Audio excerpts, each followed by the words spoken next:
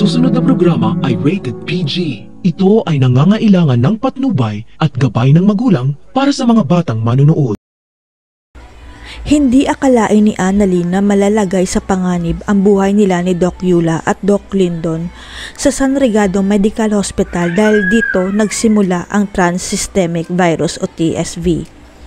Ang kinakatakutan nilang lahat ang magkaroon ng epidemya dahil sa TSV at hindi kakayanin ng ospital na makontrol ang virus dahil kulang sila sa fasilidad at mga doktor. Sa kasamaang pala, 2 doktor na ang tinamaan ng TSV at namatay, kaya nilockdown ang buong ospital at hindi na makakalabas si Annalyn at iba pang mga kasamahan nito. Wala namang kamalay-malay si Doc Denise na nagkaroon ng TSV sa San Rigado Hospital dahil gusto lang naman niya sana dalawin si Annalyn kaya lang hindi na siya makakalabas pa.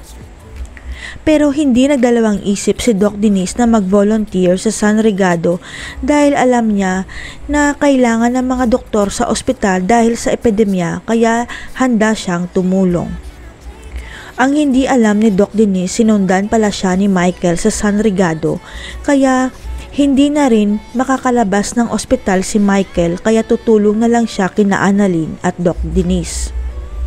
Hanggang sa lumantad na ang balita sa media na nilockdown ang San Rigado Hospital dahil sa TSV virus kaya tumigil ang mundo ni Doc RJ at Doc Ray nang malaman nila ang balita. Sapagkat nasa San Rigado ang taga-Apex na si Annalyn at Doc Eula at biglang sumunod naman si Zoe sa San Rigado na wala siyang kaalam-alam na ilalockdown na ang ospital. Dumating na nga ang kinakatakutan ni Annalyn dahil nahawa si Doc Eula ng TSV virus at malala na ang kondisyon nito dahil may kasama ng dugo sa pag-ubo ni Doc Eula. Kaya nang malaman ni Doc Ray ang sinapit ni Doc Eula, gumuho ang kanyang mundo sapagkat matagal na niyang tinatago ang sikreto na siya ang tunay na ama ni Doc Eula. Ito ang totoong dahilan kaya gusto ni Doc Eula na umalis ng Apex at pumunta sa Canada dahil nalaman niyang si Doc Ray pala ang totoo niyang ama na nag-abandona sa kanya. Makakaligtas pa kaya si Doc Eula sa TSV o magpapaalam na siya ng tuluyan? Si Annalyn kaya ang makakatulong para masugpo ang TSV? Abangan.